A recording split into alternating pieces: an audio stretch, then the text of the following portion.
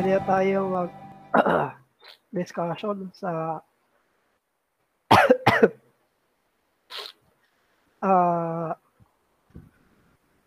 pwede tayo mag-open na discussion.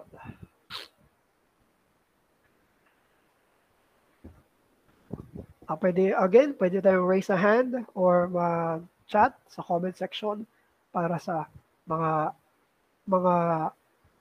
comments o kaya naman reflection o kaya naman may mga tanong.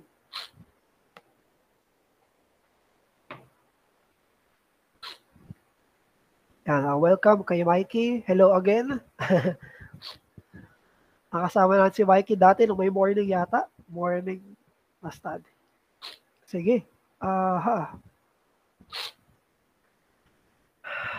Una si Arvin. Si Arvin ba wala? Si Joel. Akala ko si Arvin na ano ako eh. Nalito ako kasi palagi ka una eh. Nawali ako ng basa. Si Joel. Hello bro, Joel.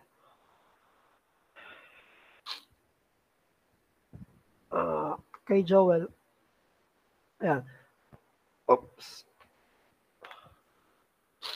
Number 1, sa question ni Joel, how can men help cultivate, encourage biblical femininity of our sisters, wives, daughters, mothers, friends? Ayan. So, I think good question to, no, bro. Nakarang Monday, may nagtanong din. Babae naman. Nagtanong, may isang kababaihan nagtanong, paano nila matutulungan yung mga men pagkalalaki? So, parang opposite to, no? Ito naman, paano yung mga men matulungan sa pagkababae, yung mga kababaihan. So, natutulungan natin ang mga kababaihan bilang kalalakihan when we do our roles. Doon tayo pinakamakakatulong. Hindi natin matutulungan ang kababaihan by usurping their role. Isa yon. May second answer ako doon. Pero una yon, primary. Kapag ang mga lalaki ay nagpakalalaki, pwedeng magpakababae ang mga babae. So, isang very problematic ngayon sa mga bahay, sa household, at sa mga churches, ay yung mga babae ang nagiging leader. Di ba, ayaw natin ang pastora, sinasabi natin, wala, hindi biblical ang pastora. Pero ano ang unang response ng mga pastora? Kadalasan, sinasabi nila wala kasing lalaki na tatayo. So therefore, maaasahan natin na magagawa ng kababaihan ang kanilang role, ang kanilang pagkababae kapag nagpakalalaki ang mga lalaki. Una yon. Kasi hindi na kailangan ng babae na gawin yung role na yon kasi ginagawa na siya ng lalaki. So for example, si tatay nagpakatatay o kaya si mister nagpaka-mister siya, free na yung babae na gawin niya yung role niya. Kung nagli-lead si lalaki, hindi na kailangan mag-lead ni babae. So, isa yon. Kapag ginawa ng men ang kanilang role as masculine men, dyan, kumbaga magkakaroon na sila ng freedom. Now, I can be a woman. Yan yung una. Una yan, bro. Pangalawa, may pwede rin na i-qualify ng mga lalaki or rather maging example sila kung paano gawin ng babae yung kanilang role, specifically sa submission, kapag nagsasubmit yung lalaki sa mga legitimate authorities. Ayan. Paano matututunan ng babae na mag-submit sa authority niya? Kunyari, si mister, si tatay. Kung si tatay o si mister ay nagsasubmit din sa authority niya.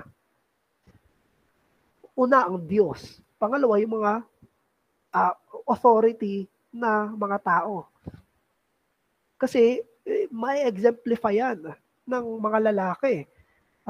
Hindi siya naging babae sa role na yon, kundi ginagampanan niya lang. Meron talaga siyang authority eh. So kung ito bang si lalaki ay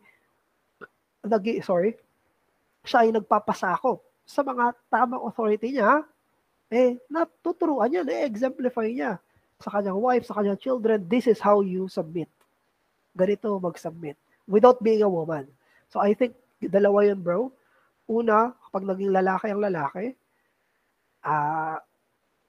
free yung babae na gawin yung feminine role niya, femininity. Pangalawa, kapag naging submissive yung lalaki sa mga submissive functions niya. Katulad ni Jesus. Ayan. Si Jesus ay nag-submit sa Father. Hindi niya kailangan maging babae. Siya ay lalaki na nag-submit sa Father. Pero siya ay example ng mga kababaihan on how to submit. So, ganun din. So, baka may follow-up ka lang doon, bro, sa number 1 bago tayo sa number 2.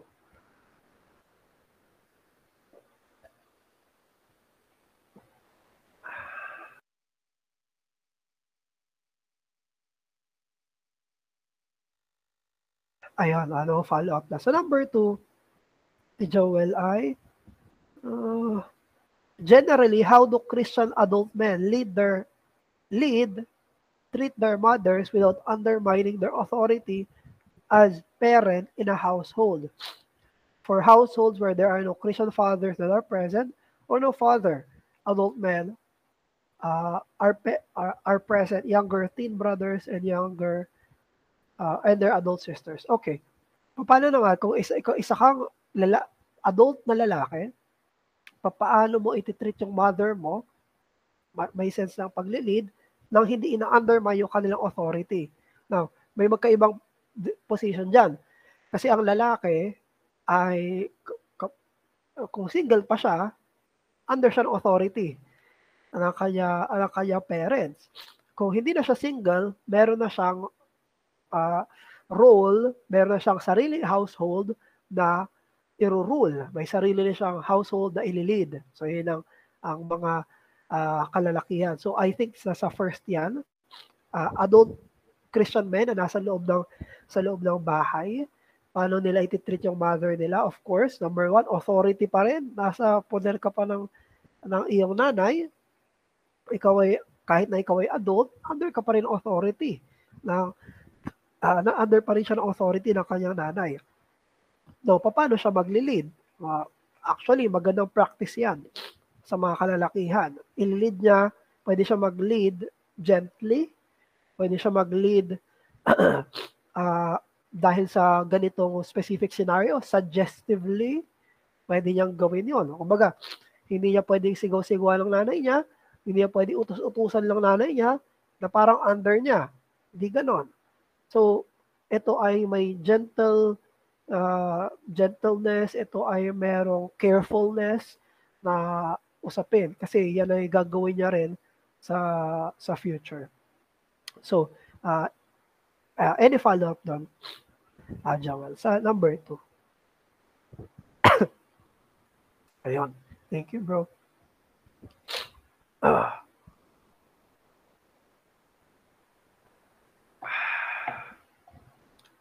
So, si Monica, may mga situations when women have to stand up for what is right and speak out against sin. At times, due to absence of male leaders. Sa workplace, for instance, pag may harassment or unfair practices. How does graceful assertiveness for women in such situation look like? And when should women refrain from exhibiting assertiveness? Very good question ito, Monica. Salamat dito. So, kung wala yung mga male leaders, for example, very specific ito, nasa workplace, papaano ang gagawin ng babae kapag may mga sin na nangyayari? Harassment, unfair practices.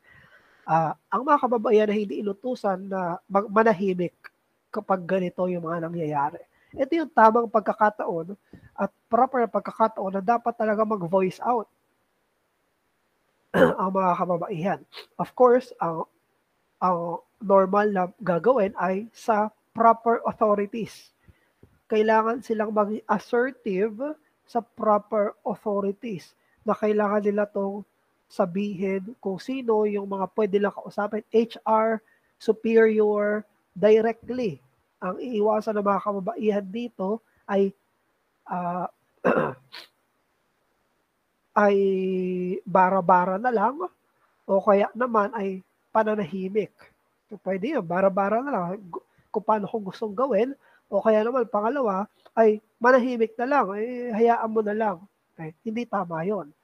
Ang mga kababaihan din ay inaasahan na gawin yan, lalo na either sa kanila ginawa or lalo na sa ibang tao ginawa. So, I like the word na graceful assertiveness. Masasabi natin na kailangan maging assertive, maging, masabihin natin na mag-stand, na ito talaga yung nangyari, ano yung dapat gawin, at sabihin talaga sa rightful at proper authority. So, hindi lang yan sa workplace, maging sa bahay, kapag may nangyari, sa ibang mga pwedeng may mga authorities na pwedeng pagsabihan. Yun ang unang-unang pwedeng gawin. Dapat talaga, diretso agad sa authority, hindi dapat binabaliwala yan. Isa yan sa mga kinaiinisa namin ni Lori kapag may napapanood kami sa balita. For example, sa harassment, may mga rape na nangyayari sa household, mga relatives, mga kaibigan, yung mga nang-rape, o kaya naman relatives yung nang-rape, nagsusumbong yung babae. Tapos, hindi pinaniniwalaan. So, napakasaklap no. Kailangan maging assertive na isumbong ka agad, sabihin ka agad. At yung mga nasa authorities ay dapat na i-take yun properly, na dapat lang. When should women refrain for exhibiting assertiveness? Kapag hindi ito sa proper authority. Hindi dapat sabihin yan, ikwento na lang kung kanino, hindi sa boss mo sinabi, kinuwento mo na lang sa kaopisina, kung sa kanino, hindi na-address kung ano yung proper na dapat gawin doon sa unfair practices na yon, sa harassment na yon. Kasi hindi naman nila magagawa ng paraan yun eh. Hindi naman nila mare-resolve yon ng basta-basta. Pwede dapat direct yan sa authority. So, any follow-up doon, Monica?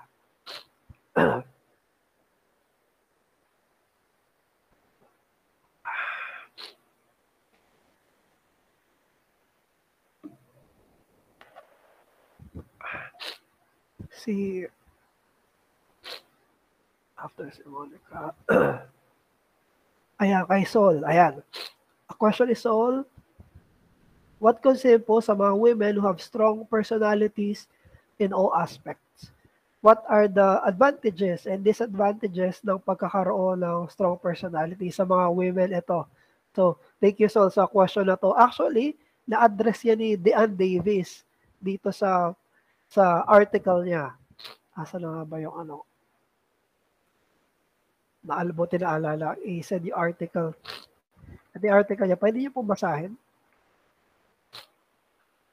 Doon, dito sa nabanggit ni Deanne Davis na hindi daw contrary yung personality or culture doon sa pagkababae.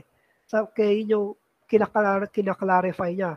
Hindi ibig sabihin na may mga gusto yung babae na ganito, na ganyan, na hindi naman sa usapin ng make-up or sa usapin ng mga dress, hindi na siya babae. Sabi niya, isang babae na may iba-ibang personality, magkakaiba man sila ng personality, pwede pa rin silang magkaroon ng feminine trait na katulad ng pinag-usapan natin. Katulad ng etong 5 ito. Saan na yun? Relational capacity nila, nurturing nature nila, vulnerability nila, beauty nila, responsiveness nila. So, hindi kaso sa isang babae na may strong siya personality, ay pwede pa rin siya na maging feminine doon. Tapos, ano yung advantages at disadvantages ng pagkakaroon ng strong personality sa mga sa women? Malaki advantage niya. Maganda advantage niya sa usapin ng mabo-voice out kung ano talaga yung mga dapat pag-usapan, ano talaga yung dapat na mga ba-address. I think that's one of the magandang advantages nito. Ang disadvantages ng strong personality sa kababaihan ay kapag hindi strong yung personality ng kalalakihan. Isa yan sa mga pinag-uusapan pagdating sa relationship, sa marriage. Ayan. may mga nakausap ako na walang meron talaga na effect yan eh. Yung sa usapin ng personality sa role ng lalaki at sa role ng babae. Maganda na strong ang personality ng isang babae para encourage yung lalaki na maging strong-willed, magkaroon din siya ng mag-man up. However, again, ang madalas na pinipili ng kalalakihan ay yung mga mas mahina yung personality sa kanila. O kaya magkakaroon ng problem later on sa marriage kapag mas malakas yung personality ng babae at hindi naka-cope up yung lalaki. Kasi pwede mo malamod yung lalaki ng personality ng babae. Pagiging outspoken. Kaya isa yun sa mga ina-advise ko rin sa ibang mga papakasal pa lang or may mga balak silang i-pursue. Kailangan may consider to, kailangan may consider to. Isa dyan ay yung personality. Dahil maganda yon pero kailangan ding mas mag-man up ng mga lalaki kapag malakas ang personality ng mga babae. Dahil maka-affect yon sa kanilang role sa loob ng kanilang marriage. So, ay yung advantage, maganda siya, hindi siya mali. Hindi talaga siya mali. Disadvantage lang kapag hindi kayanin ng mga lalaki yung gano'ng klase ng personality. So anyway, follow up Sol dito sa question. Lucas.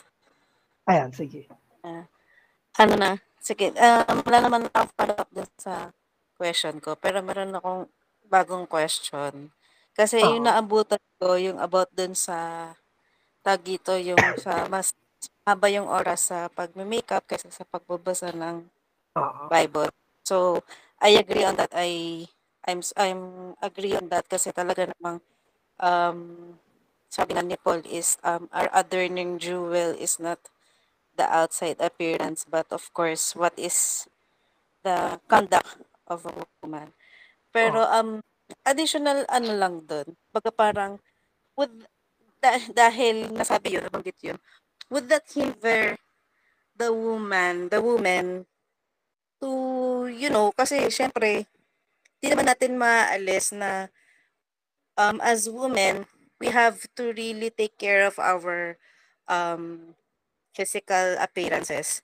So, would that have an effect sa mga women na, okay ba, ano pala, although hindi naman sinasabi ng text na bawal, kumbaga parang mas i-priority yung ano, yung pagbabasa ng Bible. Pero, as a woman na nagbabasa, would that have an effect na, sige, okay na yung physical appearance ko, 'wag ko na lang asikasuhin, mas mag-ano na lang ako sa ano.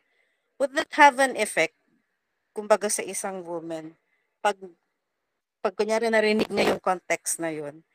And then lastly, siguro, is that considered as parang, paano ba yung word? Hindi ko alam kung idolatry or parang masyadong focused sa sarili ba yun 'pag masyado niyang hindi naman niya totally talagang gusto lang niya maging maganda yung appearance niya, pero just to be presentable, yun yung tamang word, presentable.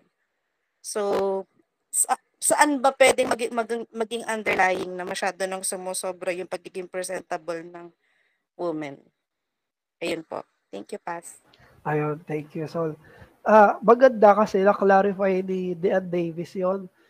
I believe, yung ibig niya lang sabihin doon na hindi naman one-to-one talaga na kailangan pantay yung kailangan pantay yung oras, mas mahaba yung oras mo na pagbabasa kaysa dito sa pagme-makeup, pagpe-pray kaysa sa dadamit, pagpili ng damit. Although, hindi naman yung point is yung pagiging technical masyado doon sa time noon, pero ang gusto niya lang ipahatid ay yung concern, yung pinaka main concern. Ang main concern ng babae is yung tingin ng iba sa kanya outwardly or yung tingin ng Diyos sa kanya inwardly. Nabanggit yun ni Dean Davis dito sa under ng beauty. Ayan, ito. Sinabi niya ni Diane Davis dito. Sabi niya, to the Lord who looks at the heart, even though man looks at the appearance, a heart primarily focused on this is not pleasing to Him.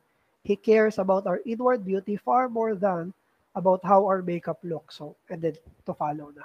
So, ayun lang yung point niya. Ibig niya lang sabihin ay maging God-conscious, yung mga kababaihan, God-pleasing, more than, greater than doon sa sasabihin ng ibang mga tao or pagiging pretty sa harap ng ibang tao. Tapos, maganda rin kasi kinlarify ni Diane Davis na hindi mali na maging presentable. Actually, isa yun sa opposite na kinorek niya. Sabi niya, hindi pwede naman na pabayaan natin yung outward habang inward yung kinocultivate. Kasi ang sinasabi niya, yung ano yung nasa inward, lalabas yon. Kumbaga, hindi labas sa godliness yung pagiging presentable. Yung pagiging presentable daw, sabi niya, ay galing yun sa puso ng kababaihan. Gusto niya maging presentable, gusto niya maging maganda, gusto niya maging modest, gusto niya maging discreet. Galing daw sa puso yun. Kaya, kapag daw pinababayaan naman ng babae yung kanyang sarili, galing pa rin daw sa puso yun. Meron pa rin problem. Kumbaga, hindi siya holiness, hindi sobrang sanctified ng babae na hinahayaan niya na lang yung outward niya. Yun ang point ni Diane Davis. Tapos may tama rin na kapag inabanggit mo na pag para nakafocus sa ibang tao, yeah, it can be idolatry. At yun yung binibenta actually ng businesses. May kulang sa'yo, may kulang ka pa sa ganito, kulang pa yung buhok, kulang pa yung kilay, kulang pa yung ilong, kulang pa yung damit, kulang pa yung ganito, na parang palaging may kulang. Meron silang standard ng beauty na never attainable. Pwedeng ma-hook doon yung mga kababaihan na pagiging presentable, pagiging simple na kagandahan is good. Actually, sinasabi yan, simpler, the better. Simplicity is beauty. So, lumalabas yan galing sa puso ng kababaihan. So, any follow-up doon or comments on? Lastly, Pas, kumbaga parang, kasi pinag-uusapan din natin yung submissiveness. So, tawag dito, when it comes to being presentable, kasi as a wife na to and husband, parang jurisdiction pa si husband na pigilan si wife na maging presentable. Siyempre, di natin maaalis yun eh. Kasi there are still husbands who are, let's say, pwedeng, ano ba, parang, siyempre, siyempre maganda yung kunyari, maganda talaga yung appearance ng asawang babae. Parang may jurisdiction pa si husband na pigilan siya doon. And then as a wife, are you going to submit on that? Last na question. Ayan. Tama. Good question yun, Sol. May jurisdiction ba yung husband sa peer sa kanyang wife? Yes. Katulad nung sinasabi natin na may authority husband sa kanyang wife at halos lahat yun nung kanyang buhay kasama doon sa appearance o kanyang asawang babae. Pero gusto lang nating maging maingat sa mga husband na kapag nag-comment sa outward appearance sa kanilang wife ay maging very careful. Huwag maging bara-bara. Kasi may tendency yung mga mister na maging bara-bara sa comment or sa usapin ng outward appearance. Kunyari, yung lalaki, pwede sabihin sa asawa niya, oy, mag-ayos ka naman, losyang ka na. Mali yun. Hindi tamang klase ng paglilid yun para doon sa wife niya. O kaya naman, pwedeng sabihin ng asawa, makeup ka ng makeup, huwag ka na mag-makeup. Hindi rin careful yun na pagko-comment doon sa kanyang wife. So, kaya dito, important yung lalaki na maging careful doon sa pwede siyang sabihin na maging mas simple, pwede naman sabihin na mag-ayos in a proper manner, mas maayos sa manner at mas mas paano ba natin dapat sabihin? Mas hindi basta-basta or hindi ko na sinabi formal na pag-uusapan. hindi naman natin yung sabihin na tara umupo tayo, pag-usapan natin yung appearance. Hindi naman yung ganon. Pero merong sense na hindi siya bara-bara. So, kasi kadalasan gano'n yung naririnig natin or mga conversations ng mga tatay-nanay, ganyan. So, may jurisdiction ng lalaki, yes. Dapat mag-submit ng babae, yes. Doon sa kanyang husband, sa usapin ng kanyang appearance. Pero thoughtfully yon. Thoughtfully yon. Hindi yung bigla na lang sinabi. Pwede rin magtanong ang babae, ano bang preferred mo? Ano bang tingin mo? That's okay. Pwede yan na gawin. Ayan. Nagbigay ang clarification si Sol. Supportive daw si Sir Louis sa kanya. Nagbibigay pa nga ng beauty tips. So, ayan. Sige. Meron pa po.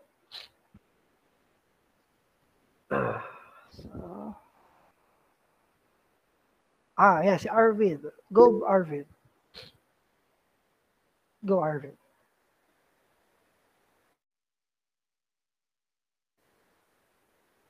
Go, bro.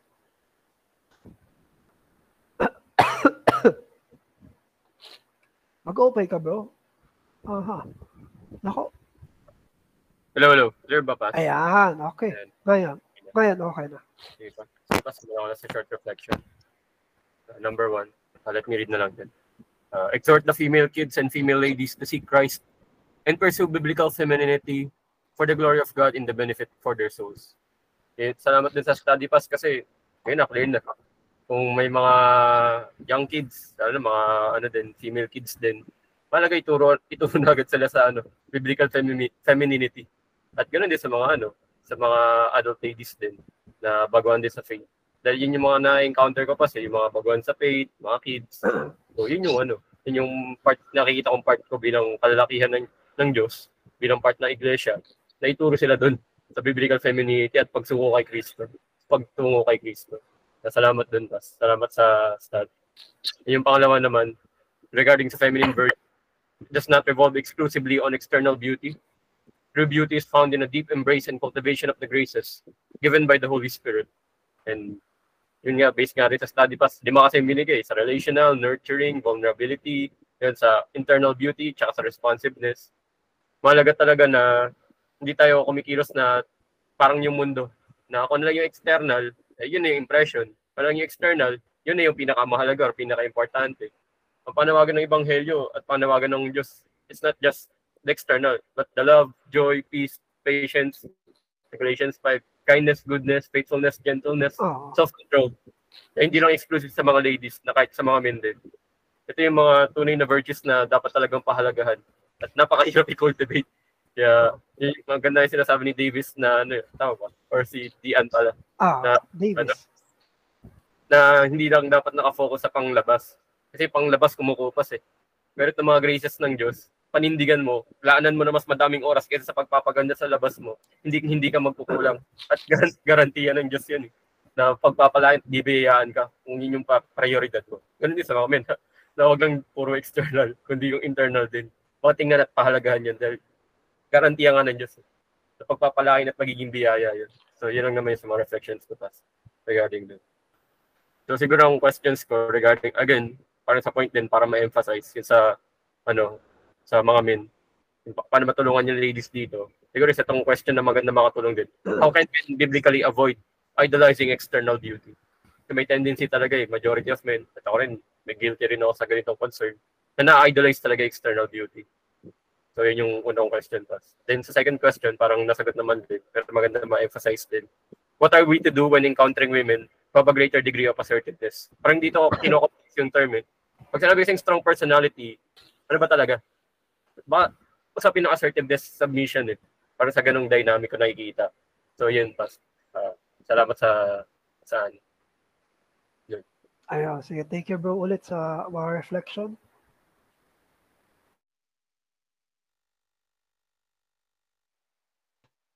So una, how can men biblically avoid idolizing external beauty? Una, admit. Kailangan natin aminin na bilang mga lalaki, normal. At normal na, ang una-una nakikita natin ay external beauty. Kasi panawagan din sa mga kababaihan yan beauty. So, ang mga lalaki talagang dinesign ng Diyos na maging attracted sa beauty. So, kailangan natin aminin yun. Ngayon, ang dapat gawin ng mga kalalakihan is to go beyond. Deeper beauty. Ano, klase kagandahan. Kasi, hindi lang ito kagandahan outwardly. May part yun, kaya meron talagang attraction sa outward beauty, pero meron ding attraction sa inward beauty. Inward beauty, godly character, kanyang attitude, kanyang disposition, kanyang role, mga functions na ginagawa. Kailangan mag-go beyond yung mga lalaki doon sa external beauty na yon. So, dito papasok na hindi tayo pwede or dapat maging katulad ng mga Prince Charming sa mga fairy tale. Kasi yung mga fairy tale, nakita lang nila may babae na maganda na kailangan tulungan, aba, pinakasalan na. Hindi nila nakita ano pa yung beauty behind that. Kasi maganda sana kung makita nila yung beauty underneath. Nakita lang si Snow White, tulog, maganda. Hindi niya na makilala. Sino pa? Sleeping Beauty o sino man. So, ayun. I think isa yun. Kailangan maging admitted tayo na we attracted to beauty, pero mas may greater calling na mas maging attracted tayo to greater beauty. So, hindi ito against beauty. Kung hindi sa true beauty, godly beauty, yun ang gusto nating ma-attract tayo bilang kalalakihan. Ganun din, mga may asawa na, ma-attract sila sa greater beauty na kanilang mga misis. I think yun yung isa, bro. Sa pag-idolize. Ang sagot sa idolizing external beauty ay respecting at recognizing true beauty. True beauty. Una, Diyos yun. Hindi pwede maging idol ng kahit sino. Diyos muna, God is beautiful. Ang Diyos sa pinakamaganda sa lahat, sa kanyang pagiging Diyos, sa kanyang katangian, na nagre-reflect sa mga kababaihan, sa kanila character. So, ayun bro. Salamat din, Pas. May na-realize pala ako, Pas, kasi may danger talaga pag na-idolize external beauty. May very slight siyang naka-apekto sa ministry. Pero usapin kasi ng bias eh. Parang sa men din, prone talaga men karamihan dito, tsaka ako rin. Kapag kunyari, mas maganda yung yung kapatiran mo kay Kristo. Parang mas yun yung mas prefer mong i-serve, mas prefer mong i-minister, mas prefer mong i-pray. May ganun na bias eh. Nangyayari siya paminsan. Para iba na yun Nangyayari siya kasi parang observable talaga siya at talagang need i-mortify ng mga men. Ganun sa mga women na wag i-promote yung ganung culture sa church. Na lahat i-serve, i-minister, lahat na nangangailangan, maganda o hindi. Of course, syempre, hindi natin hinahayaan na magpapangit, sadyain na maging pangit. Pero yun nga, hindi pwede maging bias na yung magandang kapatiran mo na yung isa-serve mo lagi. I-minister mo, pagpe-pray mo, kasi mga pangit, hindi mo papansin, i-snabin mo. Hindi yung Christ-like calling, hindi yung loving one another according to Christ. Hindi nakakatawa isipin, pero nangyayari. So, yun. Grabe naman yung pangit na word. Pag maganda pagpe-pray. Ano kaya yun? Sobrang bias nun, bro. Talaga idolizing na yun. But anyway, sige. Number 2, bilang lalaki, what are we to do when encountering women who have greater degree of assertiveness? Yan. paano kapag may greater degree ng assertiveness ang mga babae? Gusto again, isa sa mga is recurring ko na sinasabi, ang mga tao ay hindi immutable. Okay. Ibig sabihin, hindi tayo Diyos na hindi nagbabago. Tayo ay palagi nagbabago. We are changeable. So, maging itong personality, masasabi natin, hindi yan immutable. Hindi yan palagi ganyan. So, ang mga lalaki, kapag may encounter sila na degree na assertiveness sa women, sa iba-iba yung relationship ng lalaki sa women hindi pantay-pantay. Pero bilang mga lalaki, calling sa kanila yon na hindi naman mas maging mas strong yung personality kung hindi mas i-own up yung role. I-own up yung role sa usapin ng mga kailangan nilang i-deal. Kunyari, ang lalaki hindi kailangan maging lakasan ng boses para mag-confront. Hindi kailangan sumigaw para i-deal yung kailangan i-deal. Hindi niya kailangan na sa usapin na iskandalo ganyan para masabing nagiging assertive siya. So, pero yun ang calling sa mga lalaki. Kung ang mga kababaihan ay merong sense of assertiveness, openness, pagiging vocal, okay lang yun. Bilang mga lalaki, isa-isa dapat tanggapin na hindi kailangang maging tahimik sila para makapag-lead ako. Hindi kailangan maging tahimik sila para makapag-lead ako. Kung hindi, kailangan mas mag-man up ako sa usapin ng confrontation, sa usapin ng leadership, sa usapin ng pag-deal sa mga kailangan i-deal na mga bagay-bagay. So, I think isa yun na kailangan i-cultivate ng mga lalaki. So, last Monday, pinag-usapan natin. Initiative, ayan. Sa mga lalaki, kaya sa mag-asawa. Sa mga lalaki, dapat kapag may kinakausap, may kakausap, dapat lalaki humaharap. Kahit sa very simple things. Kapag nag-grocery kayo magkasama, ikaw humarap sa kahera. Hindi kailangan si Mrs. palagi. Pag sasakay kayo ng tricycle, ikaw makipag-usap dun sa driver. Huwag mo hayaan si Mrs. Kapag may hinahanap, ikaw ang unang humarap. Kausapin mo, hindi kailangan si Mrs. So, may mga ganun na pwede i-cultivate na konti-konti para matutong humarap yung mga kalalakihan sa hindi ibig sabihin na maging strong personality mo kung hindi mas mag-man up sa pag-initiate, pag-grow sa responsibility para magawa ng kababaihan yung mga kailangan nilang gawin bilang mga kababaihan. So any follow-up doon, bro?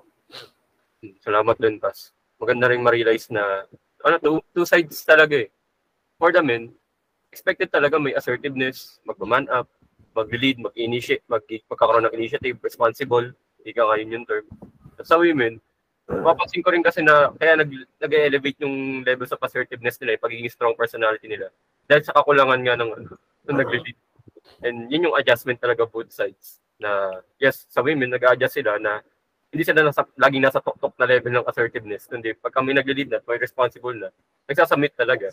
Dahil alam nila. Tsaka yun din sa men eh.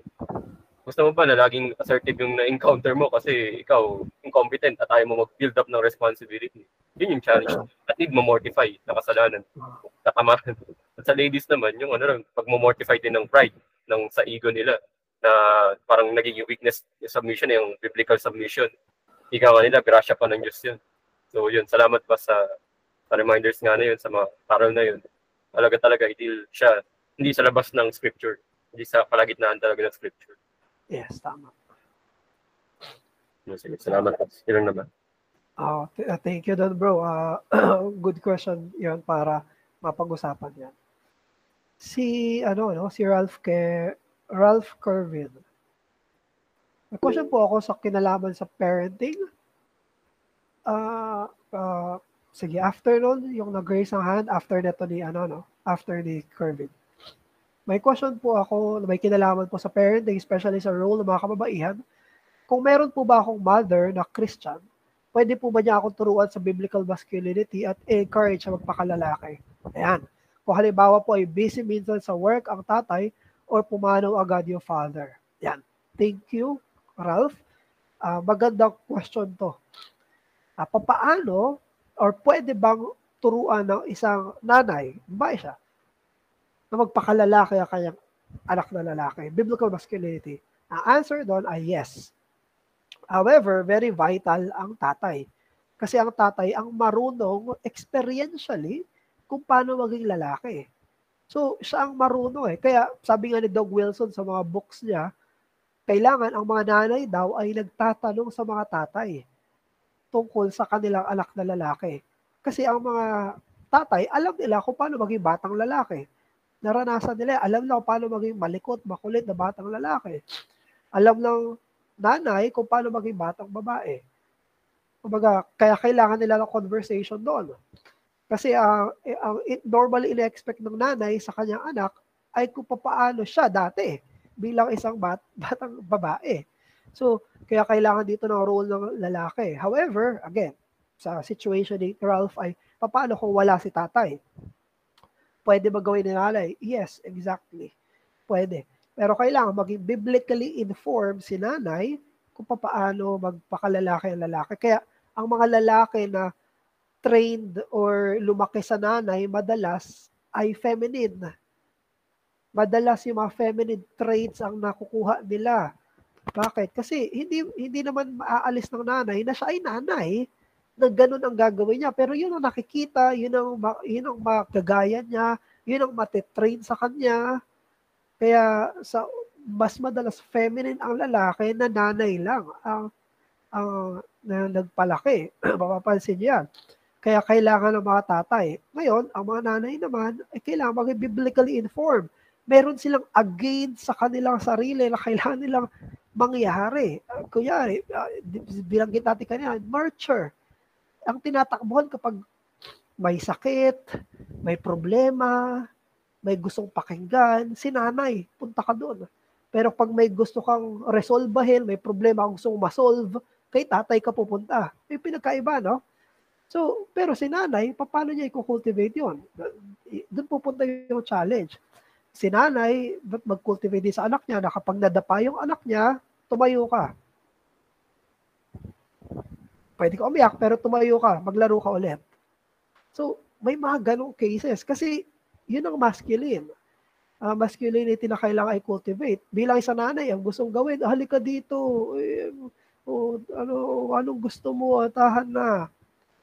Yun ay nurture niya bilang isang nanay. Pero, may ibang training ang tatay sa pagkalalaki. Nadapa ka, pagpagin natin, okay ka lang, sige, laro. Kasi, kailangan i-train sila sa masculinity, sa strength, sa leadership, sa pag-endure. Yan ang mga kailangan gawin. So, mahirap yun para sa isang nanay na i-train yung lalaking anak nang wala ang lalaki. So, it's very difficult, pero hindi ko sinasabing impossible, at hindi natin sinasabi na hindi pwede yon, pero kailangan biblically informed ang nanay na may pinagkaiba sila. Na ang anak niya ay hindi babae, at paano gagawin yon. So, pwede yon, Ralph Kervin, at kailangan maging informed ni Nanay Christian.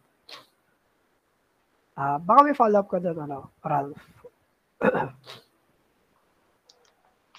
Siguro po yung follow up ko din po siguro. So, ibang tanong din po pero medyo related din po pa rin po siguro.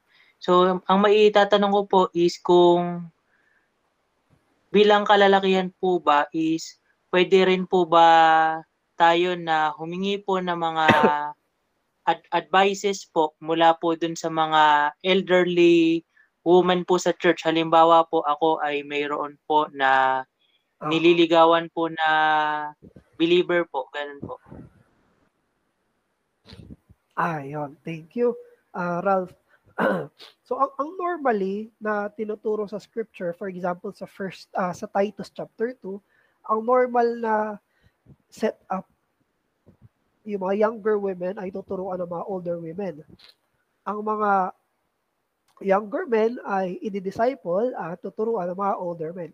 Normal setup yon sa largely. Pero, hindi natin sinasabi na bawal turuan yung isang kabataang lalaki ng isang mas elderly na woman. Actually, may wisdom doon. Mas marami siyang, mas may mag-open up sa kanya ng mga hindi niya nakikita. Lalo na kung paano makitungo sa babae, paano ang iniisip ng mga babae. I think very helpful yon. So, maganda yon, Ralph, na magpa-counsel, mag-take na advice sa mga elderly na mga Christian women. Hindi siya pinagbabawal ng scripture at meron siyang wisdom. Meron sa Acts, may isang preacher sa Acts, magaling daw siya mag-preach, pero tinuruan siya na couple. So, lalaki at babae, tinuruan ulit siya para mas maging firm or mas maging deeper yung kanya preaching. So, I think mayroong wisdom no, na magpapaturo siya si Apollos. Yan, thank you, Colin. Si Apollos, tinuruan siya ni Priscilla sa kanya Aquila doon sa deeper things ng scripture. So, encourage yan, Ralph. So, normally, sa mga older men at may wisdom kapag nakinig din sa older Christian women. Any follow-up doon, Ralph? At thank you po, Pastor. Ayos na po. Salamat po. Thank you, Ralph. Si Kiel, tapos si Rosana. I think kaninang tanong to, Pastor, paano po pag mas matalino sa ibang bagay yung babae? So I think sa marriage, no? Paano mag-asawa kayo, mas matalino yung wife mo? Ang unang-unang gagawin ay magpasalamat sa Diyos. Hindi dapat isipin ni Mister na competition iyon. O yung dapat isipin, ay, mas matalino yung misis ko. Ano ba yan? Bakit ganito? Na parang kailangan mas lesser yung intellect ng misis niya sa kanya. Unang-una, magpasalamat siya sa Diyos na binigyan siya ng mas matalinong misis. Ayan. Okay, generally, yung mga kababaihan sa isang group, sa community, sa church, sa bahay, magpasalamat yung mga lalaki. Salamat sa Diyos sa mga matatalinong babae. Salamat sa Diyos sa mga theological na babae. Salamat sa Diyos dito. Dahil again, hindi ito competition. Sinasabi natin, di ba, na huwag makipag-compete ang babae sa lalaki. Ganun din. Ang lalaki hindi dapat makipag-compete sa babae. Pasalamatan sa Diyos, pasalamatan ang Diyos para doon. Pangalawa, yan ay dapat maging challenge sa lalaki. Challenge sa lalaki, lalo na sa marriage. Lalo na sa scripture. Kasi sabi sa Corinthians, pag may tanong ang babae, si Mrs., ang unang-una yung tatanungin ay si Mister. So, challenge si lalaki na mas maging masipag. Hindi man siya naturally na mas matalino, pero dapat siya mas maging masipag. Hindi totoo na ang libro ay pang babae, tapos ang mga basag ulo or mga na sports ay pang lalaki. No, even reading books is for men. Sabi ni Doug Wilson, iyan ay pang lalaki. Ang pag-upo sa lamesa, pagbabasa ay pang lalaki. It's a masculine trait. Kailangan na maging sage. Kailangan na maging wise. Puno-puno ng wisdom, ng knowledge sa mga kalalakihan. Dahil kailangan yun sa kanilang leadership, kailangan yun sa kanilang role, kailangan yun sa decision making, kailangan yun sa teaching role ng mga kalalakihan. So, una, magpasalamat. Pangalawa, magpakasipag sa pag-aaral. So, Kel, baka may follow-up ka doon. Bago si Rosana, una na.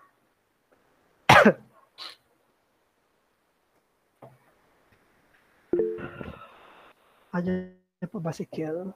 Si Ate Lizel. Baka follow-up doon. Hello po, Pas. Dinig po. Rinig po. Um, Gusto ko lang pong i-share yung natutunan at naalala ko sa napakinggan ko kay Body Walk last week about living in pornographic culture at patungkol sa Titus 2.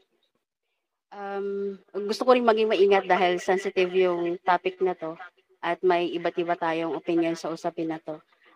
Maaring yung iba ay weak on conscience, tinitake ito na legalismo o maaring hindi pa nasa-sanctify sa area na yon or maybe hindi pa fully masubmit under the authority of God or just no being rebellious lang.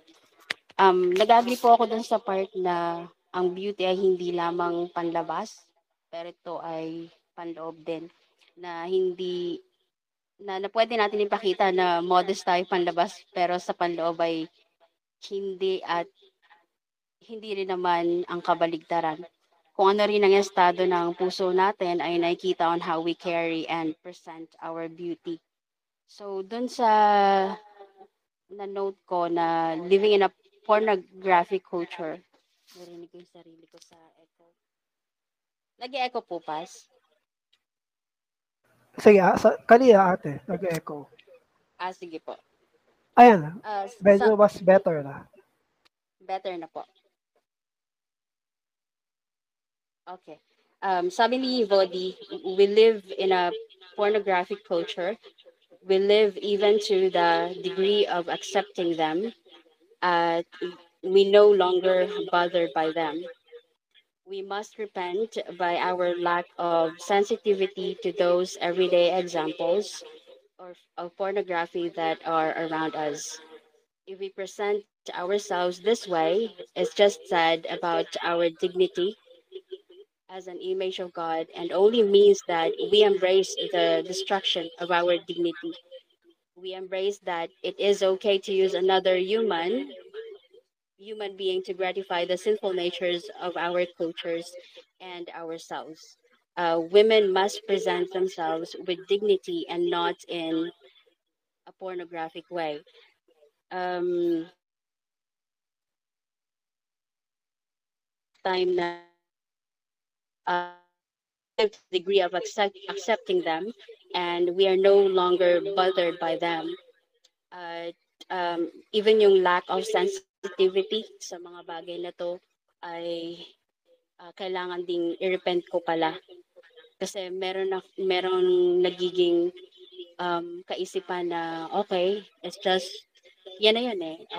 I'll just accept it. Pero when you kapag inano mo siya sa salita ng Diyos, it's a sin. At kailangan siyang i-repent at kailangan siyang i-mortify. Sa Titus 2, sinabi doon na likewise, teach the older women to be reverent in the way they live. Gusto kong i-emphasize tong part na to na um, required sa isang older women uh, na magturo sa mga batang or nakababata sa kanila. Sinabi doon na older women are to be reverent in their behavior. It means to be appropriate, to be meek, a meek and quiet spirit. It means that you are not drawing attention to yourself. It means that even in the manner of your dress, you are doing everything you can to demonstrate propriety. And that's reverence. Dun pa sa note ko na that means you conduct yourself in such a way that brings honor to God and not attention to yourself. Na naisip ko na bilang we are created as an image of God, we are to present ourselves with dignity as an image of God. Um,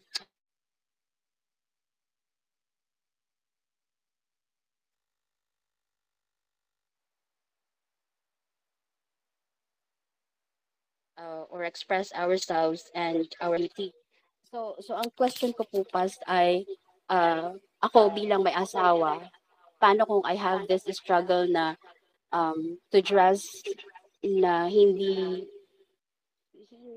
kakakitaan ng propriety. Meron bang authority ang asawa ko sa akin to turuan ako, to correct me, or gently rebuke me, at ituro sa akin kung ito yung sinasabi ng Diyos patungkol dyan. At kailangan mo mag-submit, hindi lang sa akin, pero sa salita ng Diyos. At isa po ba sa mga titingnan ng mga lalaki na naghahanap ng spouse in the future, yung the way ang babae ay manamit, kailangan po ba i-consider din yun? Yun lang po. Salamat, Pas. Salamat ate sa pag-share sa tinuro ni Bodhi Bokang. Tapos, may authority ba ang men doon sa kanilang mga misis sa usapin ng modesty, sa usapin ng pananamit? Yung biblical answer doon sa New Testament ay yes. Overall kasi yan, actually, sinabi ng scripture, the glory of God is men and the glory of men are women. Especially, ibig sabihin ng babae. Ang glory daw ng mga kalalakihan ay yung kanilang mga asawang babae. Kaya sinabi rin niya ng ibang mga teachers, nila Doug Wilson din, na kung paano manamit ang isang anak na babae, nire-reflect niya yung glory ng tatay niya.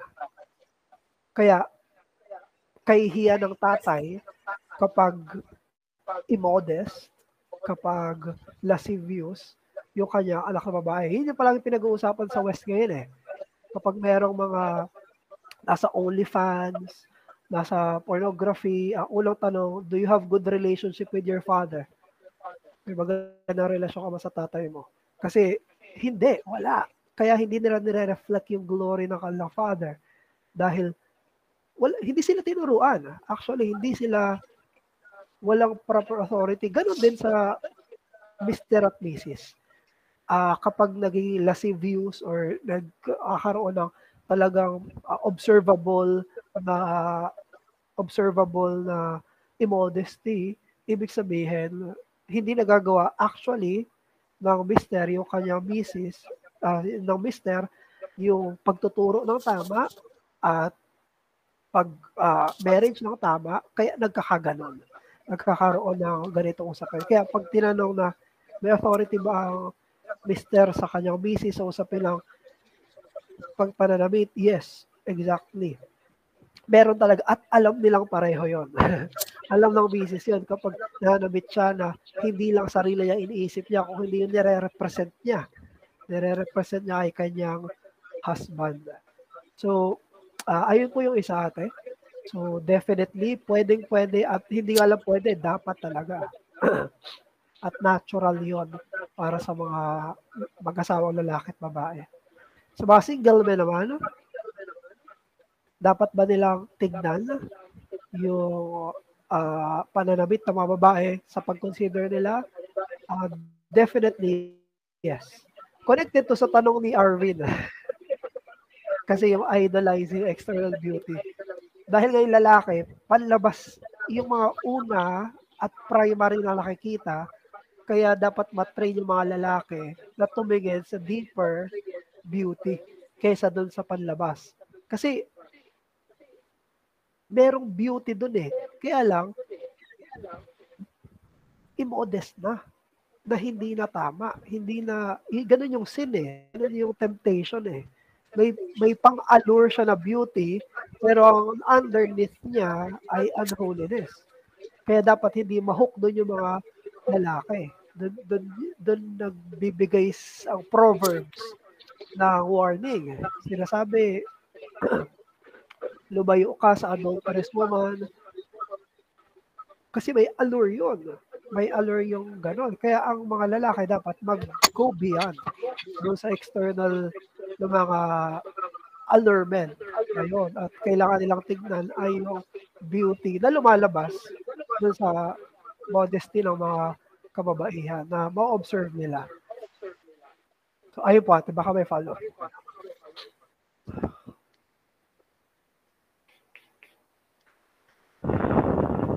Okay po, sige. Nakabukas pa po yung mic ate. Akala ko may follow-up.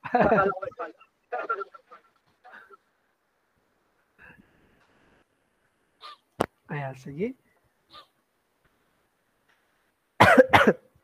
Siguro last na yung kay, no?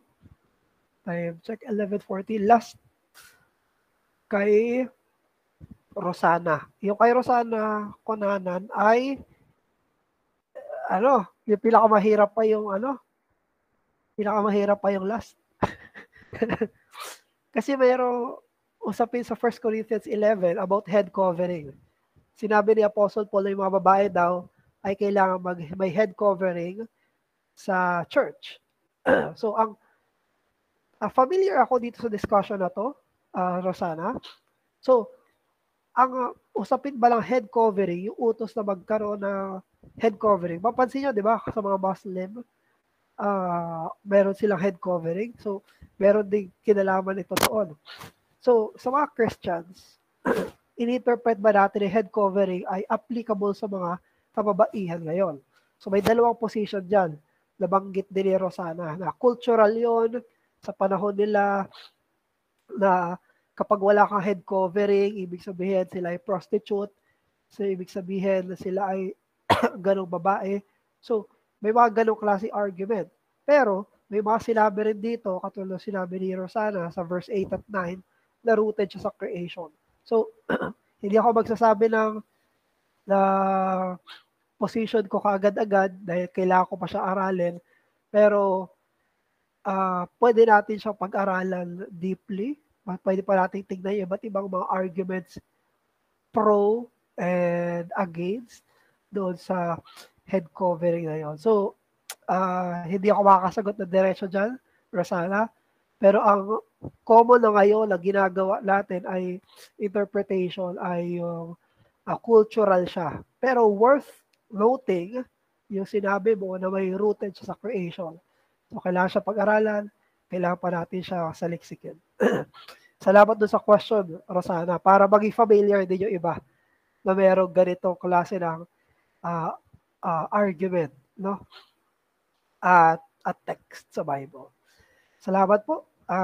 Let's pray. Manalangin po tayo.